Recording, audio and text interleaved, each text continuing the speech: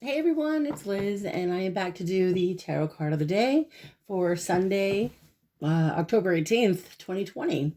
And today I am using my Everyday Witch tarot deck by Deborah Blake. Beautiful, fun deck, especially with Halloween right around the corner. I've got all my friends around who are working in Salem. I'm sending you all of my love. And so today, the tarot card of the day is the King of Wands, which shows up here in this deck, quite prominent, proud.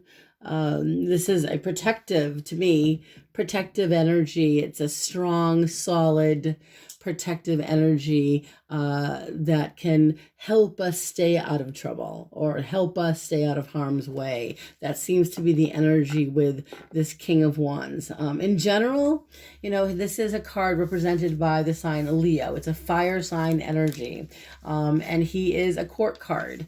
And so his energy, for me, is one that exudes balance.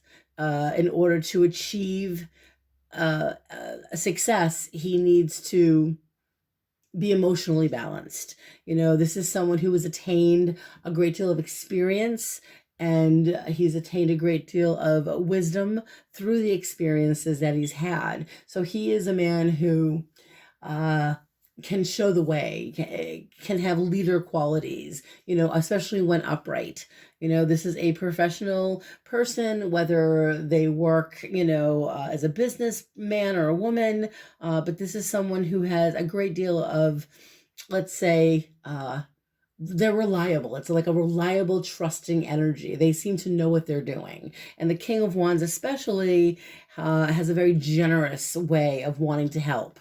When upright, this King of Wands can be generous with his time, generous with his wisdom. There are times you might notice this energy is someone, especially with this King of Wands, this is someone who can show off, especially if they are highly intelligent or highly athletic or all of the above. They can be a bit of a show off, but it's not a bad thing. It's just they are enthusiastic. So that seems to be the energy of the King of Wands today. Again, it's this needing to achieve some emotional balance in our lives today. We need to remember what we've learned from the past so that we can bring that into our present. And also, he's reminding us that we can be unbiased in our, when someone's asking us our feedback or opinion, sometimes people need us to be objective. And this is someone who can be objective. So I did clarify the cards just to see what's going on today with this energy. So I pulled 3 cards. And the first card I pulled for the King of Wands is the Two of Swords. And that's the energy of the Two of Swords. It's a beautiful card. The artwork is gorgeous. But in general, the Two of Swords is it's like being you're stagnant. You're at a stalemate.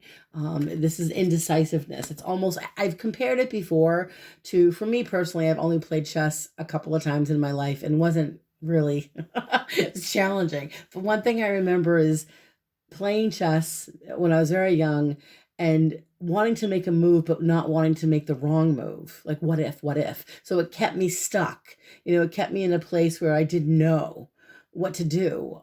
That's how I felt, and the Two of Swords is that stagnant energy of not knowing which way to go, and the thing about this energy with the Two of Swords is it's up to us to get out of our own way and make a decision, and make a decision that we know, it might be in maybe our mind a risk, or it may be a challenge, or it could end up not being the right decision or the right move, but we won't know unless we try.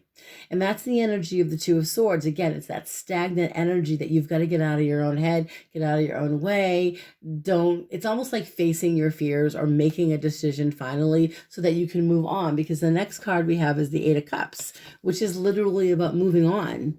The Eight of Cups is literally walking away from situations that no longer serve her. This is walking away from a way of seeing things that no longer work for you, walking away from relationships. The cups can be love, relationships, emotions, situations where we feel it's time to walk away from this and it's time to move towards something that brings us enlightenment, that brings us happiness, that brings us joy.